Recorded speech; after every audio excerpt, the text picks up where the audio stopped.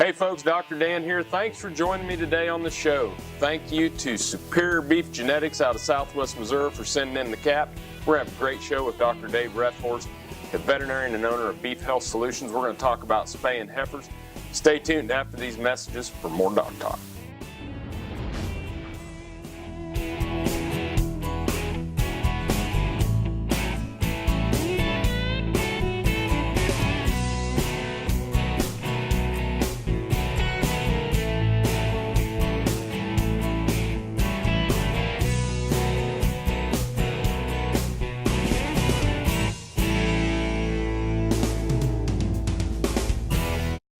Closed captioning brought to you by Ag Promo Source. Together we grow.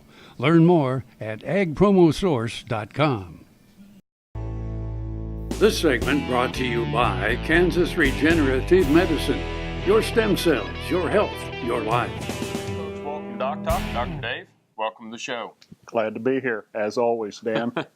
Folks, this is our good friend and colleague, Dr. Dave Rethorst, who's a veterinarian and he's the owner and operator of Beef Health Solutions here in Manhattan, Kansas, serving the surrounding area, multi-state practice, cow-calf, production medicine, individual animal, pretty much covers it all if it has a hoof and it moves. Maybe not the black and whites as much. Usually not the black and whites. Unless we're going to eat them. Unless we're going to eat them. Anyway, before we get started, Daryl from Superior Beef Genetics down there in Southwest Missouri, thank you so much for the cap, and thank you for being a great supporter and watching DocTalk. I want to make sure that we got your hat here on the show. You went out the truck. That was a hot day down there in Springfield that he went out and got that, retrieved that hat for us. But send us your hats if you wanted to have caps, if you want them to be on the show. Today we're talking about spaying heifers, and Dr. Dave has done a lot of them. And so let's start out with, why do we spay heifers? Well, number one reason, so we can run heifers on grass and know that they're going to be open when we come in. We don't have to worry about neighbor's bull or anything like that. We've got an open heifer when we come off of grass at the end of summer. So when we spay heifers, and we'll talk more about how we spay heifers, but we're removing the ovaries, correct? We are taking the ovaries out. So it's not really like a spay in a... It's not a spay in the sense like when we spay a dog or a cat. We're leaving the uterus in these heifers. We're just going in and taking the ovaries out so they don't cycle. Yep. Now, the other thing is, we talk about making sure that these heifers are open when they come off grass. The other thing is to make sure there's a lot of guys that they're going to run their cows in these pastures and they have some other pastures to rent. Right. They don't want to have some cycling heifers in the pastures next to their cows because they don't want to lose their bulls. Right. They don't want their bull sojourning across the fence to visit the heifers. Right. So when we talk about spaying, and somebody will say, well, why are we going to spay? There may not be a performance per se difference in spayed heifers on grass or spayed heifers in the feedlot, but it really gets back to that efficiency of our operations, and it might mean that you get a grass lease if you will spay. If you will spay, that is correct. So it really does have a business connotation towards the spaying.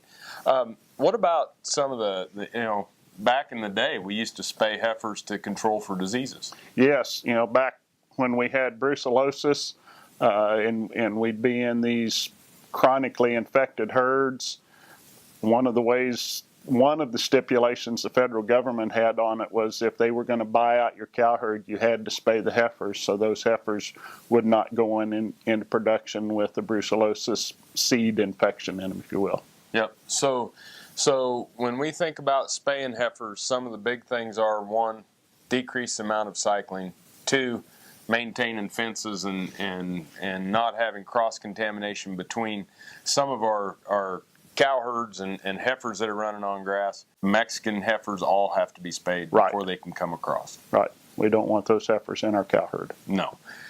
That's it from DocTalk here in this first meeting. When we come back, we're going to talk about when we spay and how you do it. More with Dr. Dave after these messages.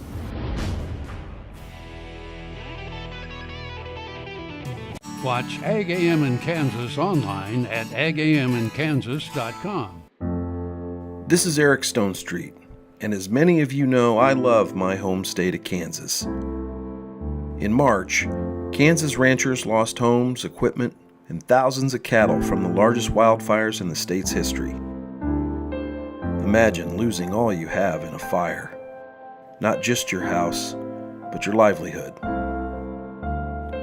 Ranchers are beginning to rebuild, but it will take years and tens of millions of dollars to build back herds, fences, and other infrastructure. Today, I'm asking you to help. Donate what you can and show your support to the ranchers of Kansas. Simply go to kansasfires.com. Your donation is tax deductible and will go to those who need it the most.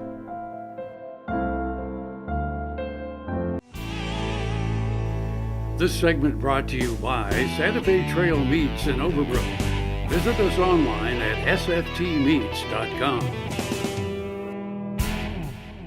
Hey folks, welcome back to DocTalk. Dr. Dan Thomson here with my friend and colleague, Dr. Dave Rethorst, who owns and operates Beef Health Solutions. It's a veterinary practice here in Manhattan, Kansas that does production medicine, cow-calf, feedlot, stocker, you name it. Dr. Dave does it and can help you with your herd health solutions. We're talking about spaying heifers, and we got into this, kind of why we do it. So let's start getting into some of the particulars. If I'm a rancher and I'm thinking about when can I spay heifers? Typically, we spay heifers just before they turn a year of age. So most of these heifers are going to be out on grass for the summer. So most of the time these heifers are weighing 4.5 to 5.5. They've been weaned a while. Their, health is static, and we'll spay them as part of the processing, getting ready to go to grass. Okay, so when we're thinking turnout for summer pasture, those heifers are coming in. We've decided they're not going to go into the breeding herd. Right. We're going to graze them out because we have the grass or we have that lease. So now I don't want them to cycle. I don't want them to run next to the cows. So now I'm going to spay them. That's generally when we're going to do it. Right. Okay. Now, are there anything that's kind of particularly difficult with those heifers at that age? Well, yeah. Spaying is not easy. Traditionally we've flank spayed them. Long, tedious process. There's some vaginal procedures we can use to spay those heifers. I'm not a good heifer sprayer. I'm too tall. My hands are too big. Say you got those bear paws. Good heifer spaying specialists weigh about 140 pounds, dripping wet, have arms about this big around and hands about half the size of mine. Good bareback bronc riders. So we're going to spay these heifers before turnout. Is there anything that a producer needs to do to prepare heifers, or do we just go out and gather and pretty much do it? I don't want to be doing anything to those heifers at the same time except maybe implanting. So I want all the branding done so we aren't putting a branding stress on top of our heifer spaying. I want them in good health. I want a clostridial already in them. I want a viral already in them. Because, like I say, it is a stress, so we don't want to be doing this on cattle we just brought in a week ago. Okay. So kind of like castration. Obviously, maybe even more stressful than castration. And so you mentioned the let's just go through the different techniques just by name and how we do it. And then when we get into this next one, we'll really talk more in detail about them. So you got flank spaying? Got flank spaying. We've got the Kimberling Rupp instrument, which is a vaginal technique, and we've got the Willis tool, which is a vaginal technique. Okay. So we have 3 different techniques. We're going to run about how long does it take to spay a heifer? Well, flank spaying, if I could do 100 to 150 a day, I thought I had a great day flank spaying. These guys that are really proficient at vaginal spaying, they'll start at 7 o'clock and they'll have 300 spayed by 2 o'clock. Wow. Well, folks, it's big business. It's done a lot on graze out heifers. We're going to talk more about spaying. We're going to talk about how we do it, some of the methods involved. when we come back from these messages. Thanks for watching DocTalk today.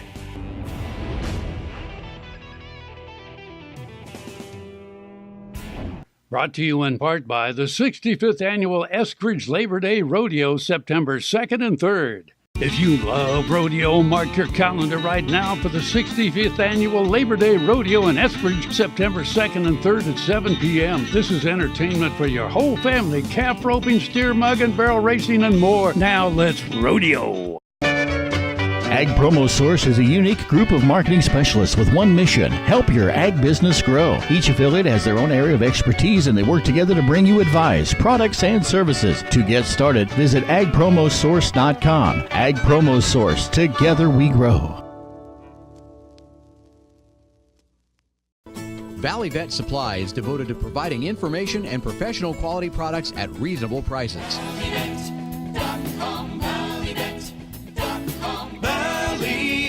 Supply.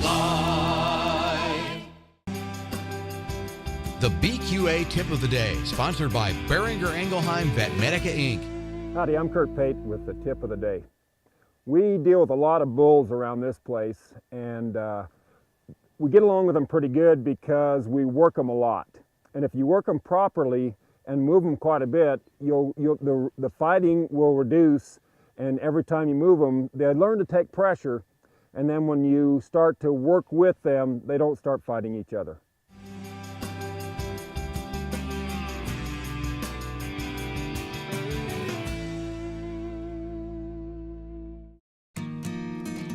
We do business with Blueville because of the quality of their work.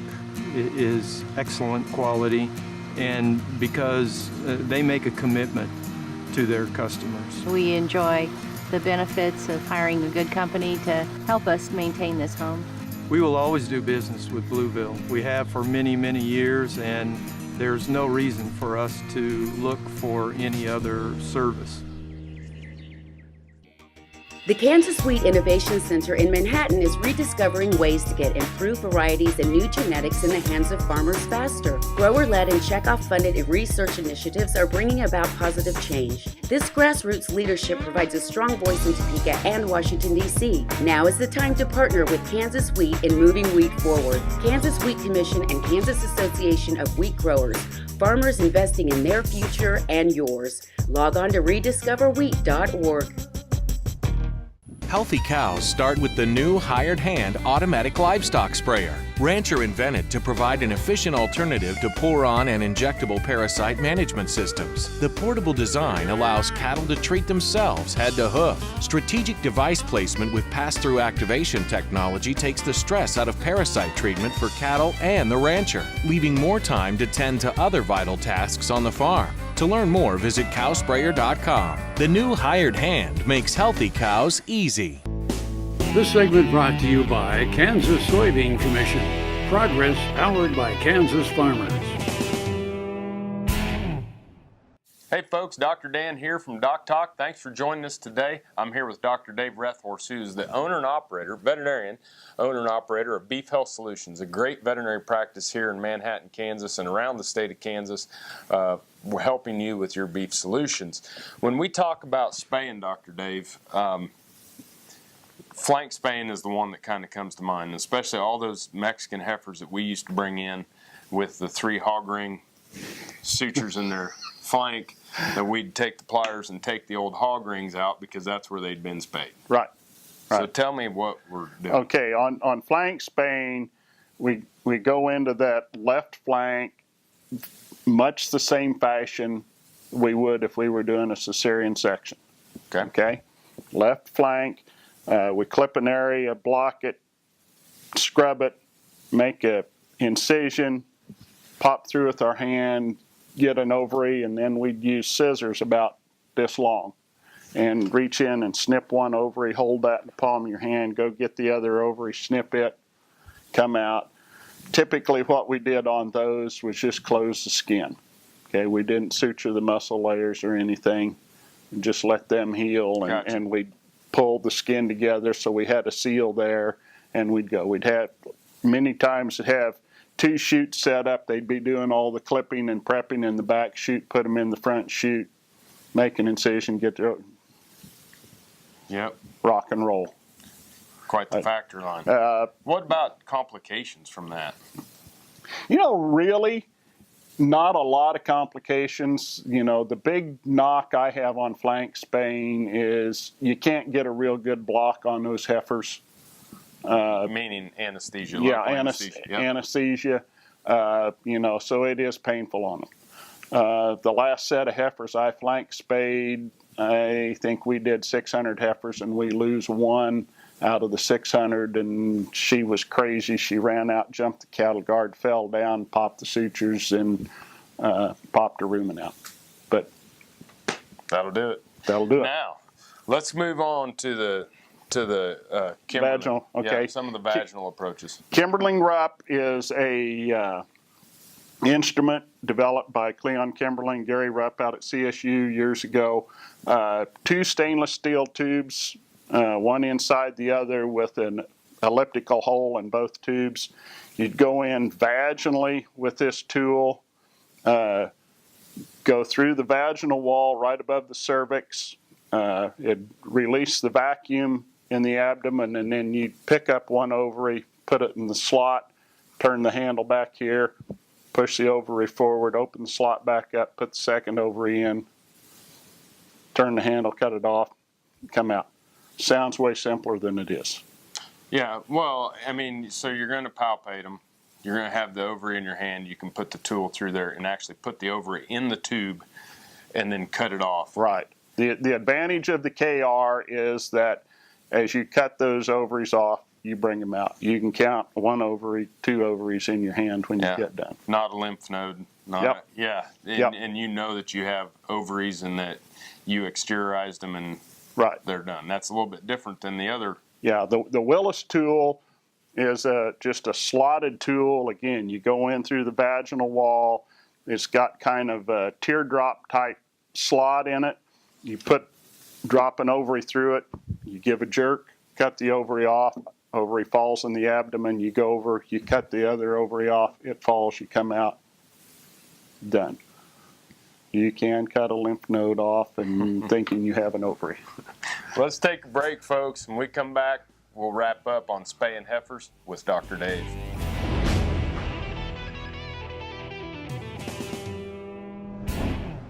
Soil is the life of a farm, and for 25 years, SureCrop Liquid Crop Nutrition has helped growers produce abundant quality crops while preserving and improving the soils they steward. SureCrop offers complete soil and plant analysis with cropping recommendations, delivery direct to your on-farm storage, and quality crop nutrition custom blended for your field. Choose SureCrop for the assurance of excellence for your soil. Call today or visit their website for more information. This Meet the Future Veterinarian is brought to you by Zuprevo. Choose confidence. Choose Zuprevo for BRD treatment. Brendan Martin was raised on a beef cattle, poultry, and crop farm in Virginia. During college, he worked and interned in the cattle industry while raising his own Angus herd. As a result, he became interested in bovine reproduction and the power of genetic progress within a cattle herd. After graduation, Brendan started Valley Herd Health in Virginia, working mainly with beef and dairy cattle. No matter where, no matter why, the Veterinary Health Center at Kansas State University is committed to providing quality patient care to animals and exceptional customer service to their owners. From routine checkups to emergency and specialty care, our world-renowned specialists and experienced professionals are here to discover, to teach, and to heal. Let us know. How can I help? How can we help? I had this horse. It was a good horse, except for when the wind was blowing above 30 miles an hour. Wind was blowing about 35, 40, and I saddled him up, rode him out to the end of the lane, and I thought, well, he's doing pretty good. And about 6 jumps later, I was laying on the ground and thinking, boy, my shoulders sure hurt. I kept waiting, and it didn't get better, and so I went to an orthopedic surgeon, and that showed that I had torn rotator cuff. And he said, well, we'll have to do surgery. I thought, I farm and ranch by myself. This is not going to work out very well. I'd been sleeping in my recliner for about 2.5 years because it hurt too much to sleep in bed on my side. And I'd heard about Kansas Regenerative Medicine Center on the radio and gotten down there at 8 o'clock in the morning, and by 11:30 the procedure was all over. They just took some fat out of my side here and spun that down for about 45 minutes and then injected it in my shoulders, and I was on my way. It's something you don't hear about, but I thought it was worth a try, and I'm really pleased. It's really worked out well for me. Next time you see a beautiful field of corn, reach out and thank the farmers who work tirelessly to raise corn for livestock feed, renewable fuels, and exports to feed a growing world population.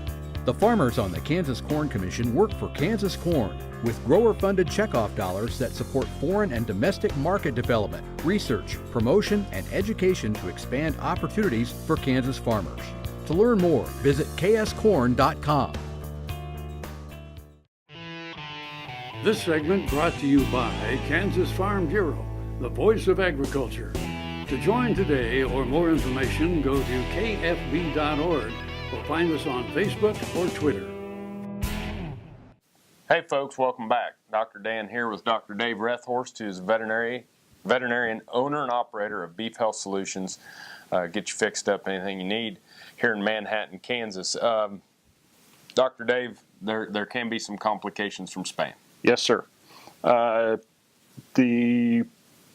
people that spay a lot figure about 0.5% death loss. Okay. Most of this is associated with bleed out. You get a heifer that is in heat when you're spaying, or you'll get a ovarian artery once in a while that won't clot when you cut that ovary off.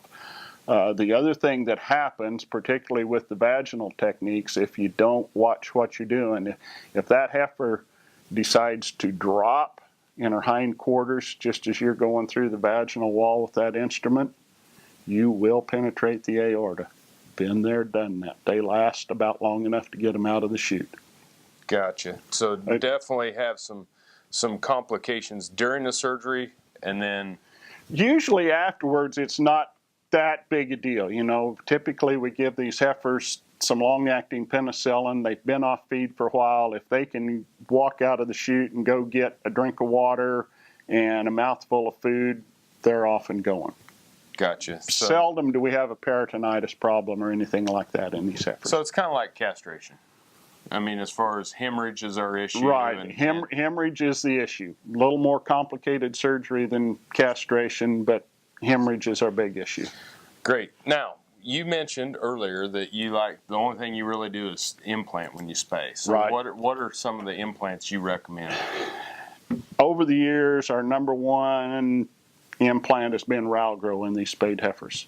You know, with the advent of some of the newer implants like the Revlor G, the milder Trenbolone implants will also work well in these spayed heifers. What we don't want to do is use some of these real hot Trenbolone implants in these heifers as they're going to grass. We don't want to be using, you know, for example, and not something too aggressive. Yeah, we don't want to be using a Rev 200 or something like that on these heifers because it's just too much for the energy level they're on. Yeah, they're going to be on a different plane of nutrition. They're going to be grazing, so we want to use an intermediate to low potency implant. Right.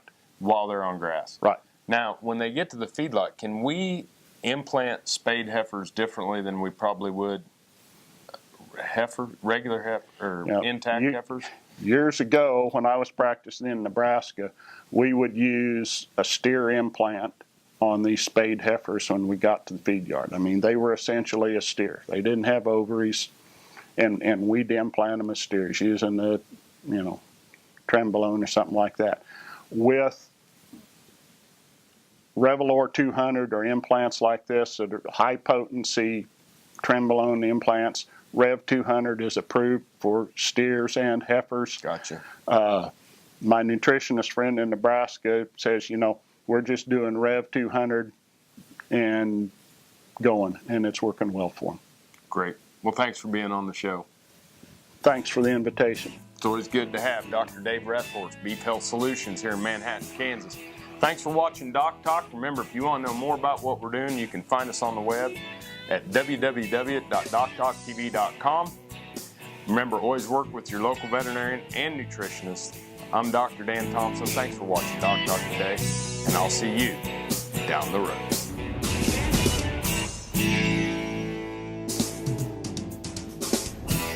Closed captioning brought to you by Ag Promo Source. Together we grow. Learn more at agpromosource.com.